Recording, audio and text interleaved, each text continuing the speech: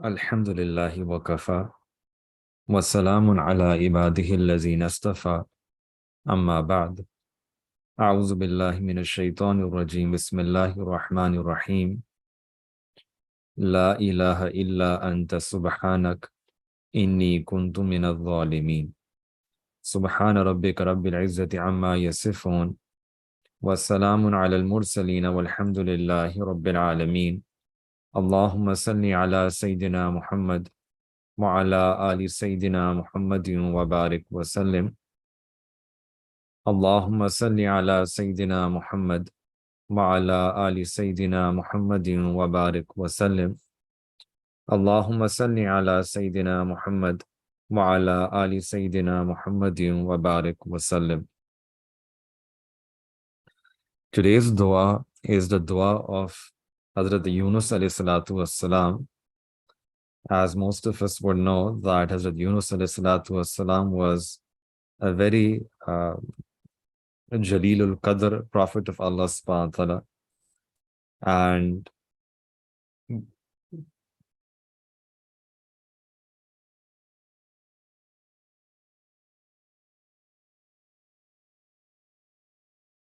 And he was sent to his community. When Sayyidina Yunus alayhi salatu wassalam was inviting people, his community, his people towards Iman, towards belief in Allah subhanahu wa ta'ala, so his community rejected him. They rejected him, they rejected his message. So he said to his people that if you are rejecting me, then I'm leaving your city, I'm leaving your community, and I'm leaving. And however, I'm warning that if you continue on this path of denial, then the punishment and from Allah subhanahu wa ta'ala will come upon you. A calamity from Allah subhanahu wa ta'ala will fall upon you. And Sayyidina Yunus alayhi salatu wasalam, he also mentioned certain signs of the punishment of Allah subhanahu wa ta'ala, that if you accept Iman, then you will be able to save yourself.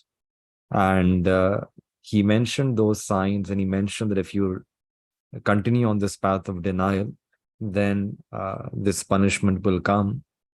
And after giving this warning, then Hazrat Yunus alayhi salatu wasalam, he left that city. However, the community, they did not accept that message. And when Sayyidina Yunus alayhi salatu wasalam, he had left that city, then the signs of punishment became apparent.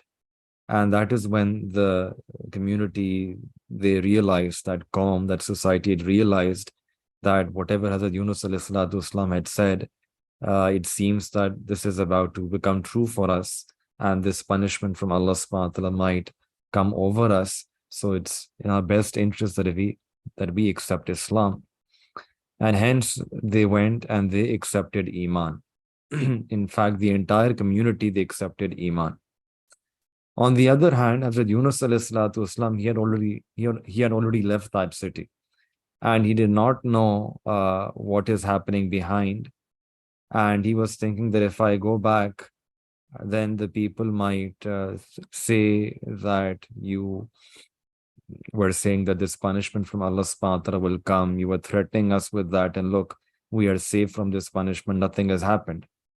So Hazrat Yunus alayhi salatu wasalam, instead of returning back to his community, he went some other way. And this action of his was not befitting the shan of a Nabi. And again, this is a point to remember, that all the Anbiya alayhi salatu wasalam, they are masoom, they cannot commit a sin. But they can commit an amal or an action which is which may not befit their rank as a prophet of Allah subhanahu wa ta'ala. And this is what happens here. And hence there is hence what happens is that Allah subhanahu wa ta'ala then puts him into this test, this trial that comes in his life. There is this one statement that we have heard many times from our own Shaykh, that Hasanatul Abrar Sayyiatul Muqarrabin, that the good things uh, which good people do, the good deeds which good people do, which normally we call good deeds in our language. But in the sight of the muqarrabeen of Allah subhanahu wa ta'ala, those who are close to Allah, near to Allah, who have the qurb of Allah subhanahu wa ta'ala. So in the sight of these muqarrabeen, those ordinary good deeds that we'll call good deeds, those are actually sayyi'at. They are bad deeds in their eyes. So they are at a different level. They are the muqarrab of Allah subhanahu wa ta'ala. They are the near and the dear servants of Allah subhanahu wa ta'ala. So Allah subhanahu wa ta'ala holds them to a higher bar, a higher standard. And this is what happens here, that Hazrat Yunus alayhi salatu wasalam, he is then tested. There is a trial test that comes in his life. And the situation that happens is as follows, that he has left the city already. So he now boards a ship. And there are some people on board that ship with him, and they're going somewhere. And on the way, there is a storm that comes on the sea. And as a result of that storm, the ship is now wavering, it's moving. And the people on board, they decide that one of us have to be thrown inside the water. The ship is not able to balance itself with so many people. And one of us has to leave. One of us has to be thrown inside the water so that the others can be saved. And now who should be thrown inside the water? So they do a lottery, and Hazrat Yunus alayhi salatu wasalam, his name comes out in that lottery. And hence the passengers, they decide that we will throw Sayyidina Yunus alayhi salatu wasalam inside the water. And when they do that, there is this whale, a big whale that comes, and it swallows Sayyidina Yunus alayhi salatu wasalam. And now we can just imagine what the situation would be. It doesn't eat Sayyidina Yunus alayhi salam, but it just swallows. So Sayyidina Yunus alayhi salatu wasalam is inside the belly of that whale. Inside the belly of that whale. And in that condition, in that darkness, this is darkness upon darkness, he calls Allah subhanahu wa ta'ala, and Hazrat Yunus alayhi salatu wasalam makes this dua, very famous dua. And this is what Allah subhanahu wa ta'ala explains in the Quran, that وَظَنُّونِي إِذْ ذَهَبَ مُغَاضِبًا فَظَنَّ أَن لَّن نَّقْدِرَ عَلَيْهِ فَنَادَى فِي الظُّلُمَاتِ. And then he called out within the darknesses. There were multiple darknesses. It was nighttime. Then there was a darkness of the sea, under the sea, and then the darkness of the belly of the whale. So it's darkness over darkness upon darkness. So in that condition, Hazrat Yunus alayhi salam makes this dua, La ilaha illa anta subhanaka inni kuntu minadh dhalimin.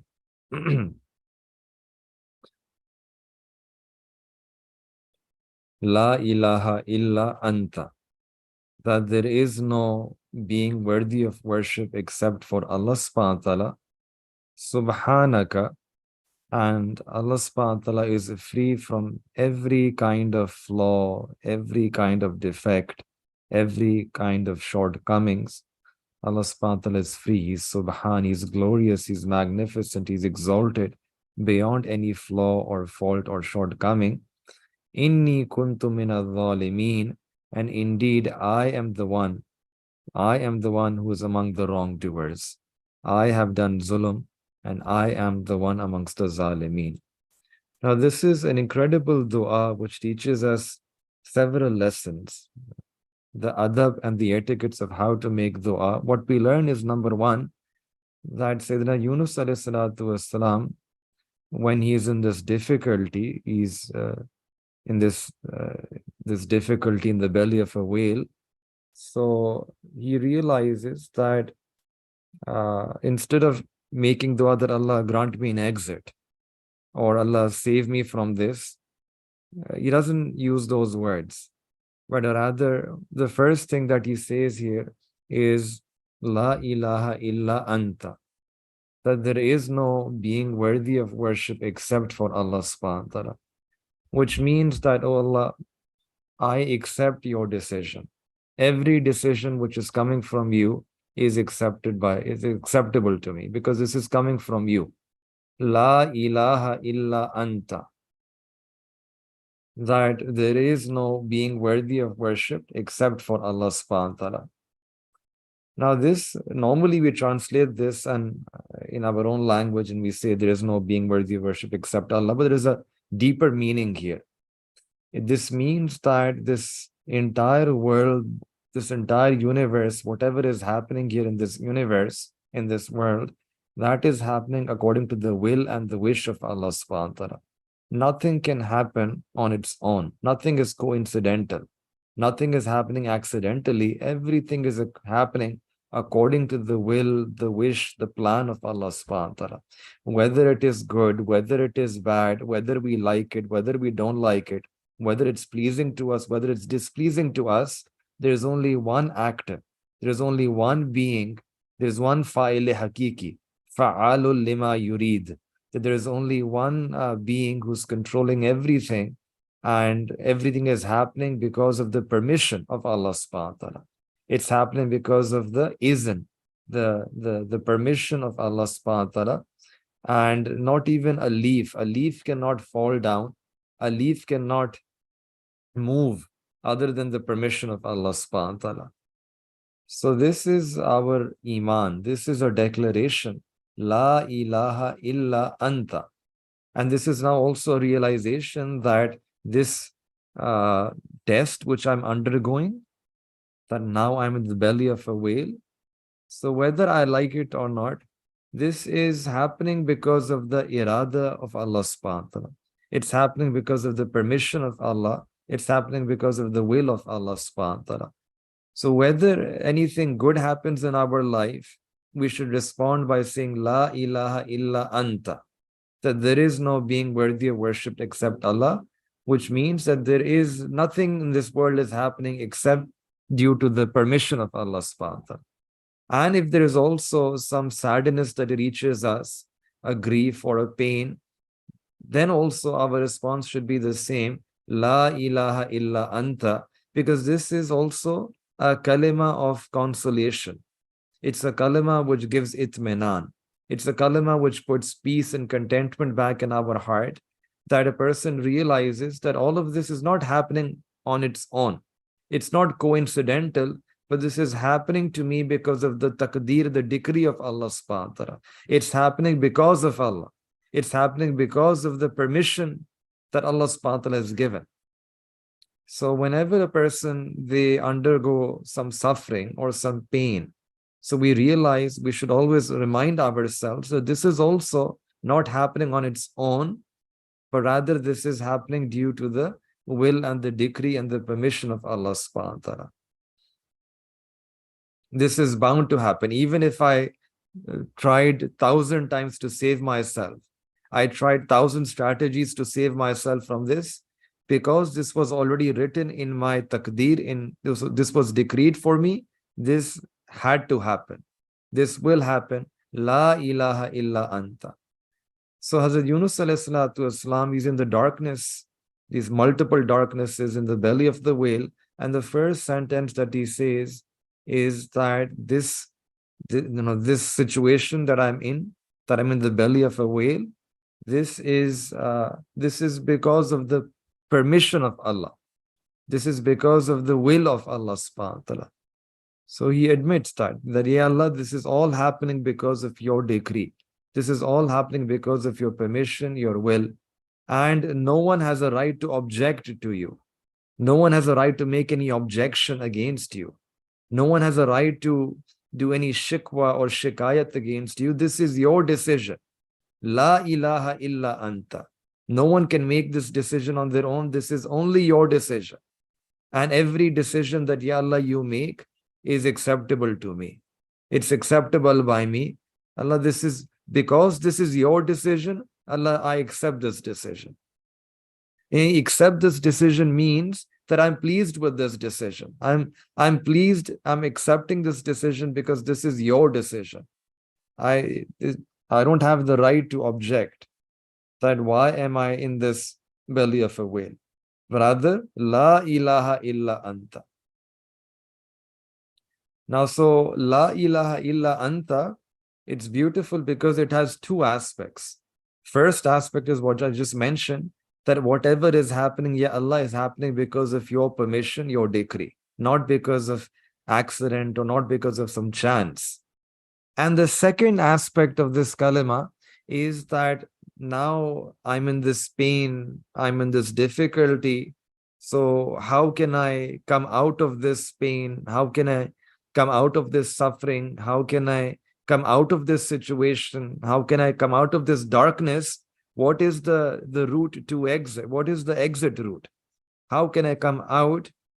The only way I can come out of this is La ilaha illa anta. So you repeat that statement that Allah, there's no one, no being who can take me out of this situation other than you. Allah, this difficulty has come from you, and you are the only one who can take me out of that difficulty. This is the main, this is a beautiful teaching, a beautiful lesson, which applies to every difficulty that we face in our life. That we remind ourselves, we say this kalama twice. First, you say this kalama, La ilaha illa anta, and you admit, you remind yourself that, Ya Allah, this difficulty that is happening in my life is happening because of your izn, because of your permission, your decree, your will, because of taqdeer. And then you repeat this statement, you say it a second time, La ilaha illa anta, that Allah, how can I come out of this difficulty? Allah, the only way I can come out of this difficulty is because of you.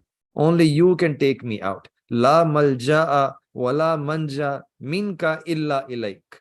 That I have no salvation, I have no source of salvation other than you. The example of this is like a mother. That sometimes there is a mother and she gets upset with her child and she is scolding her child. And when she is scolding her child, the child, instead of running away, instead of running in the opposite direction, the child, he comes to his mother. The child, he grabs hold of his mother, he's crying. The mother is scolding him. But the child, instead of drawing away or withdrawing, he is coming back towards his mother. Normally, if we think about this, if you hit someone, they should run away from you. But here the child is coming back. He's crying, he's returning, he's turning back to his mother. In one sense, he's saying that, oh, my mother, I have no other place to go to. Even if you are upset with me, even if you're scolding me, even if you're displeased with me, even if you're hitting me, Allah, I'm going to, oh, my mother, I'm going to come back to you because you are my mother. You are my mother. La malja'a wa la manja minka illa ilaik. Allah, oh, my mother, I have no other place to go to, no other place for me, no other sanctuary, no refuge for me other than you. And that is the example, that is how we should be with Allah subhanahu wa ta'ala. Like that mother, like the child is towards his mother. That even if the mother is scolding and angry and upset, still the child returns back to his mother. So in a similar way, if a person, they're facing some difficulty, some calamity, they're struggling in their life, there is some hard time, some tough time, what we are supposed to do is to remind ourselves that this is coming from Allah subhanahu wa ta'ala. Have that yaqeen. And there is no way to remove myself from this other than going back to Allah, other than turning back to Allah subhanahu wa ta'ala. So we turn back to Allah subhanahu wa ta'ala with this. We recite this kalama, La ilaha illa anta, La ilaha illa anta. And then what we see is normally that when the child turns back to his mother, then the mother, her motherhood takes over. And her motherly love and her motherly emotions, they take over. And then she She becomes pleased with her child. In a similar way, this is a mother. A mother has love for her child. Allah subhanahu wa ta'ala loves his servants much more than a mother. 70 times combined, even more than that. Allah subhanahu wa ta'ala is loving, Allah subhanahu wa ta'ala is merciful and generous towards his servants. So when a person, they turn back to Allah and say that, Ya Allah, you are the only being who can take me out of this difficulty, then Allah subhanahu wa ta'ala also will shower that person with his rahmah. So this was the first sentence. La ilaha illa anta. That Allah, there's no one who can do anything to me except for you, and there's no one who can take me out of this situation other than you. Then after this, La ilaha illa anta subhanak. Subhanak. Now, English and other languages are very difficult, are very narrow, in the sense that it's very difficult to translate this word, whether it's Urdu, whether it's English. In English, we say exalted, but that doesn't really capture the meaning, the essence of this word. Subhanak, in one sense, means that Allah subhanahu wa ta'ala is pure. He is free from all defects. Subhan comes from tasbih, that I'm glorifying Allah subhanahu wa ta'ala, I'm praising Allah subhanahu wa ta'ala. Now, the way our own teacher, our own Shaykh explained this once was a very beautiful way. He said that there are two ways to praise someone in this world. One way is that you praise someone by saying that, this person is intelligent, he is active, he is healthy, he is smart, he is disciplined, he is meticulous, he is hardworking. So this is one way of praising an individual, that you mention his positive, his good qualities. And then there's also another way to praise, and you can say that this person is not lazy, he's not sleepy, he's not ignorant, he's not rude. Yani all the negative traits, you are freeing him from all of those negative traits. You're removing all the negative traits from him. This is also a method of praise. So subhanak means that we are removing all the negative traits from Allah subhanahu wa ta'ala, all the negative qualities, any blameworthy negative attributes that could be there. We are removing all of that from Allah subhanahu wa ta'ala. We're saying subhanak, that Allah subhanahu wa ta'ala is free from every kind of defect, from every flaw, from all kinds of faults, from any kind of shortcoming. Allah subhanahu wa ta'ala is free, He's beyond, He is exalted, He is pure from all of those things. Subhanaka. So the meaning here is that that even though I'm in this difficulty, I'm in the belly of this whale, but this is not to be attributed to Allah subhanahu wa ta'ala as some kind of flaw, as some kind of defect. Allah subhanahu wa ta'ala is free from every defect. And every decision of Allah subhanahu wa ta'ala is based upon justice, is based upon adl. Every decision of Allah subhanahu wa ta'ala. There is no flaw in His decision. There is no shortcoming in His decision. There is no defect in His decisions. Every decision of Allah subhanahu wa ta'ala is absolutely just. And this is subhanak. When you say that, this is what we are acknowledging, that Allah subhanahu wa ta'ala is just in everything that He does with me. And then after this, inni kuntu minadh dhalimin, that Allah subhanahu wa ta'ala is just, but who is unjust? I am the one who has done zulm. I am unjust to myself. I have wronged myself. I am the one I am amongst the wrongdoers. I am within the zalimi. This is the reality, that I am among the zalimi, that I made this mistake. There is a flaw in me. There is a defect within me. There is shortcomings within me. I have wronged myself. I have bruised myself. I have sinned. I have soiled myself. And this difficulty that I'm undergoing is because of my sin, not because of, not because of anyone else. It's my sin. It's my deed, my misdeed, because of which I am suffering. I'm in this calamity. So we make this dua that, oh Allah, that I am pleased, I accept this decision, that whatever you have done with me is right. You are the one who has done this. This decision, this situation has happened because of your permission. And I'm deserving of this.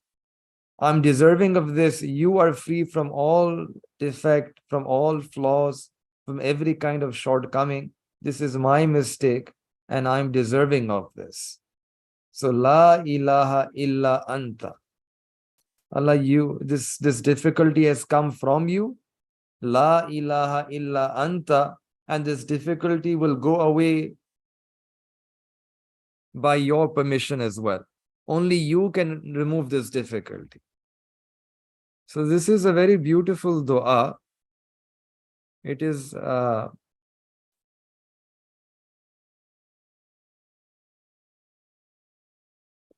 dua which has several lessons, because sometimes it happens that nafs and shaitan, they might deceive us. They might deceive us into thinking that, look, this difficulty which has come in my life, why did this difficulty come in my life? Why is it me? Why me? Why me? Why am I sick? Why do I have to go through this pain? So there is an element of discontent. There is an element of complaint when a person thinks like that, that why me? Why me? And that discontent is removed in this dua. This dua is, so it's one of the beautiful aspects of this dua is that there is admission. A person admits, they acknowledge that, Ya Allah, my belief is that whatever you have done with me, that is right. Allah, you are free from every defect. Allah, this is my mistake. I have done zulm upon myself. I admit of my mistake. And this is something which Allah subhanahu wa ta'ala loves, that whenever we make a mistake, we admit of that mistake. This is ubudiyah. This is surrendering ourselves before Allah subhanahu wa ta'ala, that immediately we submit to Allah ta'ala and we say that, Ya Allah, I made a mistake. This is one of the adab of making dua, that we begin by admitting our own mistakes. Many times it happens that a person might make a dua that, Allah, I'm in this difficulty, please take me out. Allah, please take me out. Allah, please take me out of this. But a greater adab here is that instead of complaining, a person, they admit that, Ya Allah, this is my mistake. And Ya Allah, I'm not complaining about this. I'm deserving of this. Inni kuntu min adh-dhalimin. I have wronged myself. Allah, your decision is haq, is right with me.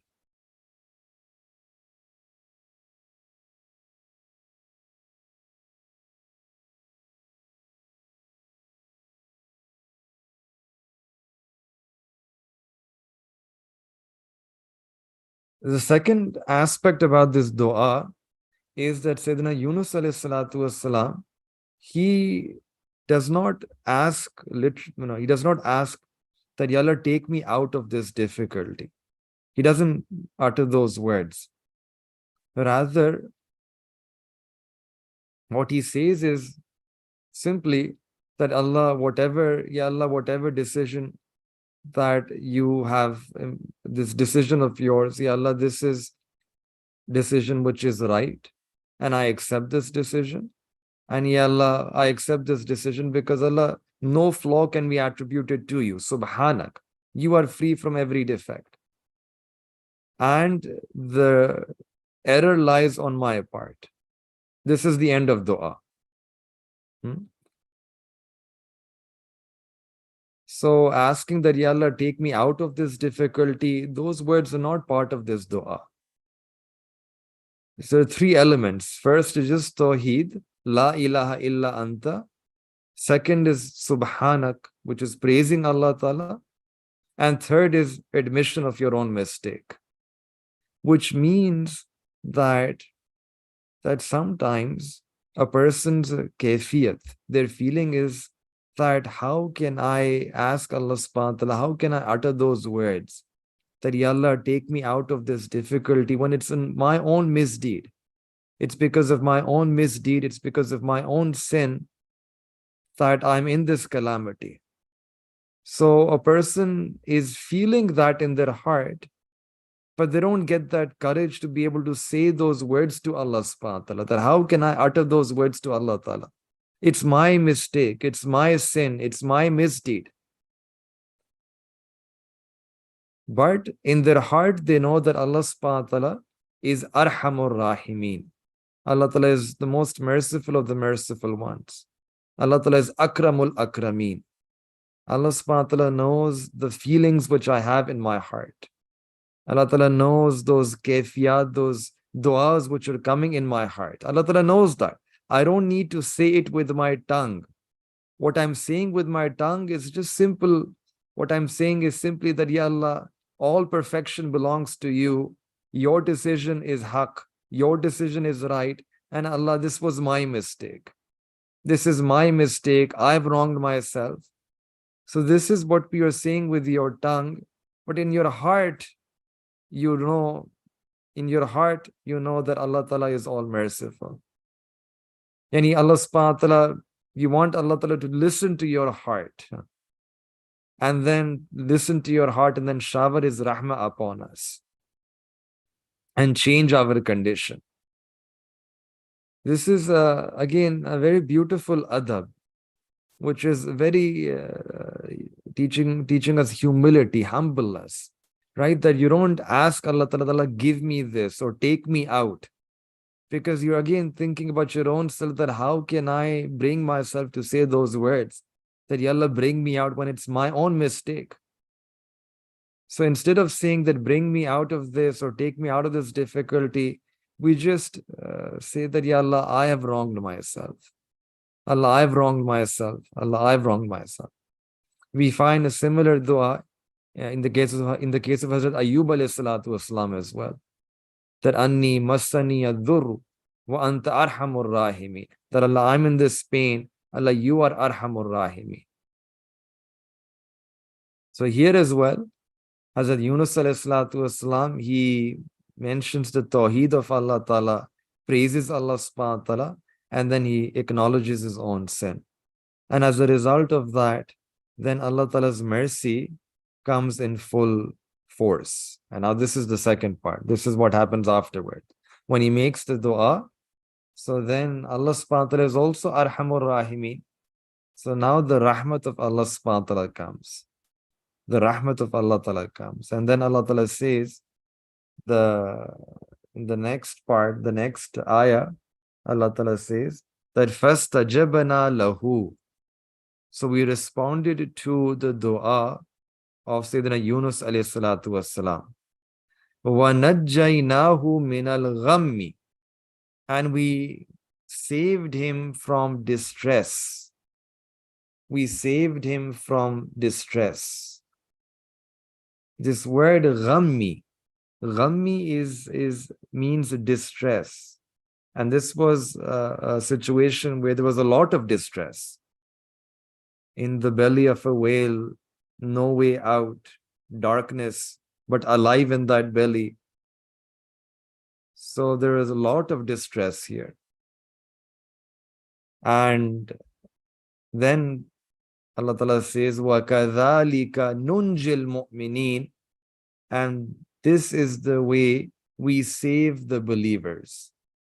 Now this last ayat is very beautiful.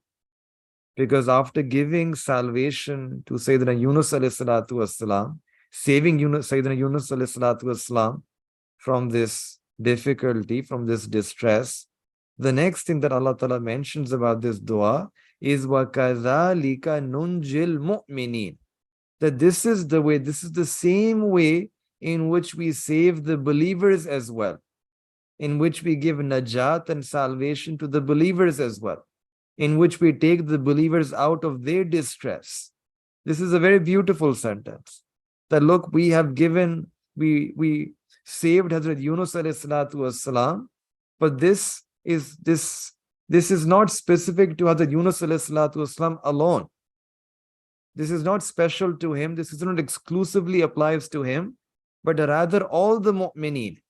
Whenever any believer is in any distress, is in any difficulty, is in any hum, they're in any difficulty, distress, calamity, this is the dua that you should also make.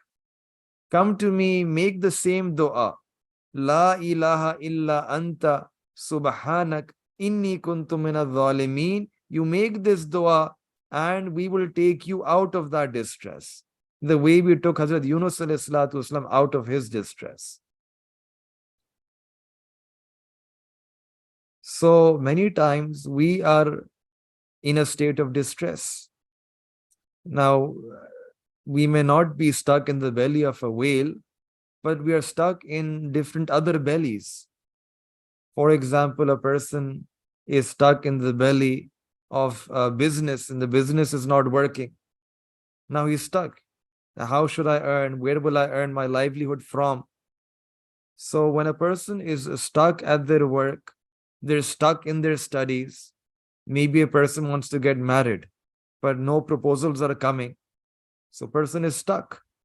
They're stuck. There's like a stuck in the belly of a whale. For us, the whale is different. We are stuck in the belly of these halat, of these situations around us. We are stuck in the belly of these circumstances around us. We are stuck in these tests and trials and tribulations which are around us. And these tests, they happen on a daily basis. They happen so much, almost every phase of our life. There is some distress that we're going through. And we seem to be stuck in that. And there is no way out. But there appears to be no way out of that. So when we are in that situation, this is what Allah subhanahu wa ta'ala is teaching us. That وَكَذَلِكَ نُنْجِي الْمُؤْمِنِينَ. That this is how we take out the mu'mineen from their distress. What is that way? This is the way. That just like Sayyidina Yunus alayhi salatu wasalam, he made this dua, you should also make this dua. And Allah Ta'ala will take you out of your distress as well. Now this distress can be of two types. This can be either a worldly distress. This can be a zahiri, a manifest, some apparent distress. And this can also be a spiritual distress, like a religious distress. Maybe a person is stuck in sins. They're stuck in an environment of sin. Like people today say that we are stuck in this society of sin, this environment of sin. How can I leave sin when my friends are like this? When my company is like this? When I have these gadgets with me, it's difficult for me to control myself when I have these gadgets in my hand. I'm surrounded by all of these darknesses. These darknesses, multiple darknesses, darkness upon darkness. So how can I save myself? This is distress. This is distressing for our deen to be stuck in this environment where we're getting invitations from nafs and shaitan, temptations from nafs and shaitan, deceptions of nafs and shaitan. We are getting this right, left, and center. So how can I save myself from all of these multiple zulumat, from these multiple darknesses? How can I come out of this? The way to come out of this is again the same dua. This is what Allah subhanahu wa ta'ala is teaching us, that whether it's the darkness of a belly, the belly of a whale, whether it's the darkness of the situation, the worldly situation that you're in, that you can't see any exit, whether it's your work situation, your studies, your career, some relationship where you're stuck, some inheritance issue where you're stuck, some family business issues where you're stuck. There is some marriage proposal, marriage stage, issues that you're stuck in. Whatever, or whether it's some spiritual, religious distress. It's, and in fact, spiritual is much more It's darker, that there is this darkness of unbelief around you. There is a darkness of sin around you. There is a darkness of disobedience of Allah subhanahu wa ta'ala around you. There is a darkness of innovations and bidat which are happening around you. No, this darkness is way more intense than the darkness in the belly of a whale. It's way more dangerous than the darkness of the belly of a whale.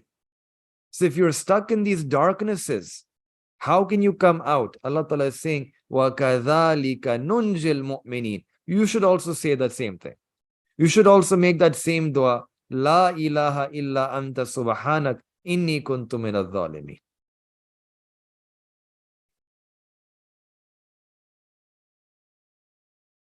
So this is a dua that may Allah Ta'ala give all of us the tawfiq that we can learn, we can understand, and we can use it.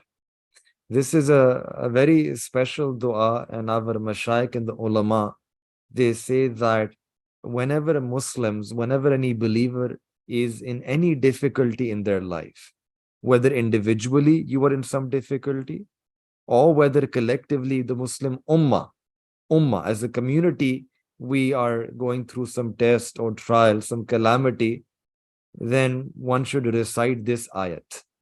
One should make wird of this ayat. And generally, all ayat of the Quran are very big, are very strong, they're azim. But this ayat in particular is very special, and it has a particular name as well. It's called Ayat Karima. This ayat, La ilaha illa anta subhanak inni kuntu minadh dhalimin. This is famously known as Ayat Karima. That whenever people say, do wird of Ayat Karima, they're referring to this ayat. That which means that you should recite this ayat abundantly. Recite this ayat with kasrat, abundantly, and make this a wird, make this a part of your daily regular regimen. And then inshallah, because of this, Allah Ta'ala will take you out of that difficulty, whatever the nature of that difficulty is. Today, sometimes, people are stuck in disease, their health issues, and maybe there is no way out of that. So again, the ulama, they suggest that you should recite, you should do wird of this ayat. Keep on repeating it, reciting this abundantly, and Allah subhanahu wa ta'ala can give you shifa, can heal that sickness, can take you out of that disease. In fact, our mashayikh, they have mentioned a particular number as well. That if a person is in some difficulty and calamity, and they want to do wird, they want to recite this abundantly, so one should try to recite this 125,000 times. 125,000 times. If a person can recite this, and this can be done individually, this can even be done collectively. There are gatherings where people gather together and they say that we will do a khatam of Ayat Karima. And this is what they mean, that we will all sit together and we'll try to recite this ayat 125,000 times. And then as a result of this, inshallah, there is a barakah. And Allah subhanahu wa ta'ala can remove either individuals or the entire community from that calamity, from that difficulty. So this is the sunnat of Allah Ta'ala, and the reason is because Allah Ta'ala is saying here in this ayah that وَكَذَلِكَ نُنْجِ الْمُؤْمِنِينَ. First mention that we took, that فَاسْتَجَبْنَا لَهُ. We accepted the dua of Sayyidina Yunus alayhi salam. وَنَجَّيْنَاهُ مِنَ الْغَمِّ. And we saved him from the distress. And then Allah Ta'ala says, وَكَذَلِكَ نُنْجِ الْمُؤْمِنِينَ. And in the same way, we will also save the believers as well. That if they also recite this dua, La ilaha illa anta subhanak inni kuntu minadh dhalimin, then Allah subhanahu wa ta'ala will save us also from our difficulties. So we make dua to Allah Ta'ala that may Allah subhanahu wa ta'ala enable all of us that we can learn this dua, we can understand this dua, and we can make this dua a part of our wird, a part of our daily regular regimen. And through this dua, may Allah subhanahu wa ta'ala take us out from our difficulties, the tests and trials and calamities that any one of us might be facing in our lives. May Allah subhanahu wa ta'ala grant all of us a life of sukoon, itminan, serenity, solace. May Allah subhanahu wa ta'ala save us from the tests and trials. May Allah subhanahu wa ta'ala make these tests and trials easy for us.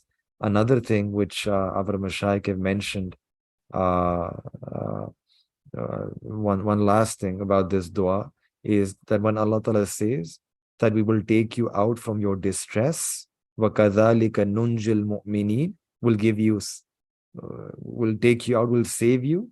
So this can happen in two ways. Allah Ta'ala can save us in two ways. One way is what happens here in this dua, that when Allah Ta'ala says that وَنَجَّيْنَاهُ مِنَ الْغَمِّ, that we saved Hazrat Yunus ﷺ from that distress, and Allah Ta'ala saved him by taking him out of the belly of the whale. So the whale, it opened its mouth, and Hazrat Yunus ﷺ was able to come out. So he came out. He came out of that darkness, the darkness of the belly. And in this way, he was saved.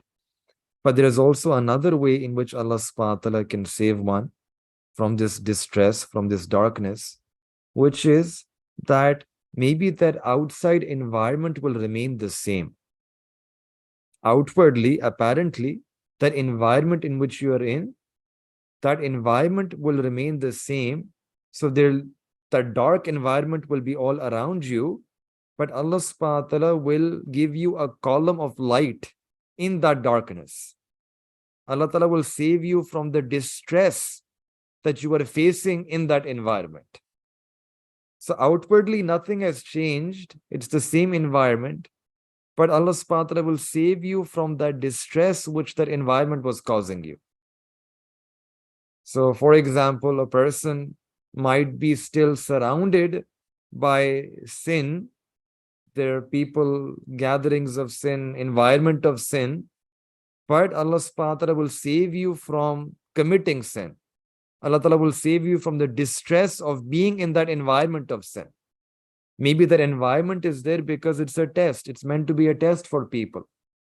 So that test will remain outwardly, but Allah subhanahu wa ta'ala will save you from the distress that you were facing in that environment. So this is how Allah subhanahu wa ta'ala may save us. So we make dua to Allah Ta'ala that may Allah subhanahu wa ta'ala enable all of us that we can admit of our faults. This is one of the beauty of the dua, that never rationalize our sin. This is the mistake that Shaitan made, that when he committed a sin, he was bold enough, he was arrogant enough, and he started justifying his sin.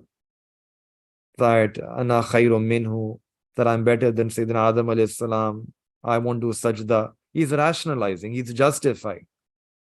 So this is the way of Shaitan, that you commit a sin and then you start justifying and finding excuses. On the other hand, the way of the Anbiya alayhi salatu wasalam has always been that even if there is a slight slip, not even a sin, slight slip, or doing something which is not befitting the shan, immediately after that, they would turn to Allah subhanahu wa ta'ala and they would admit of their flaw. They would admit of their weakness. They would say to Allah ta'ala that, Ya Allah, we have wronged ourselves. We have done zulm on ourselves. We see that in the dua of Hazrat Adam alayhi salatu wasalam as well. Rabbana zalamna anfusana. That Allah, we have done zulm on ourselves.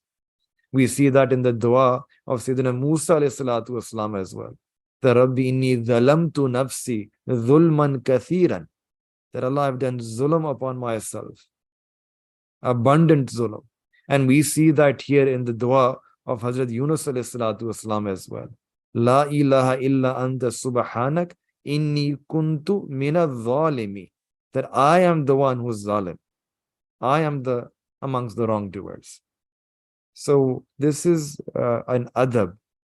This is the adab of dua, that we should never rationalize, justify, our mistake, our sins, find excuses for them. Rather, immediately, first step is just to admit that a spade is a spade, that a sin is a sin, not trying to change the definition of sin.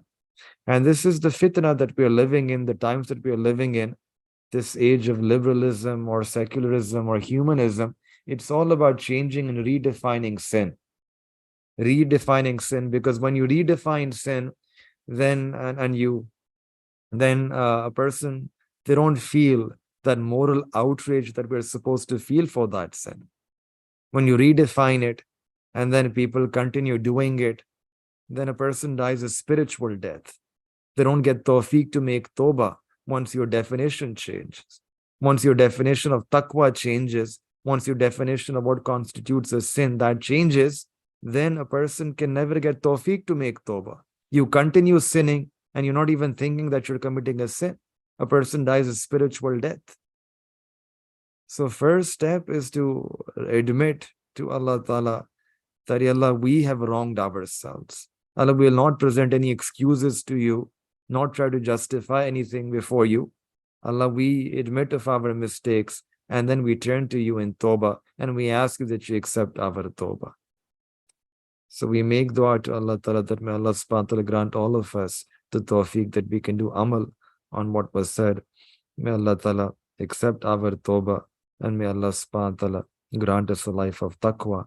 Wa akhiru da'wana anil hamdulillahi rabbil alameen.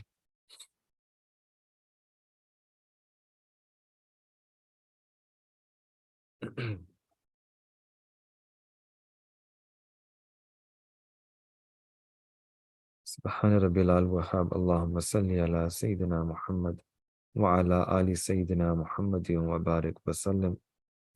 ربنا ظلمنا أنفسنا وإن لم تغفر لنا وترحمنا لنكونن من الخاسرين. لا إله إلا أنت سبحانك إنا كنا من الظالمين.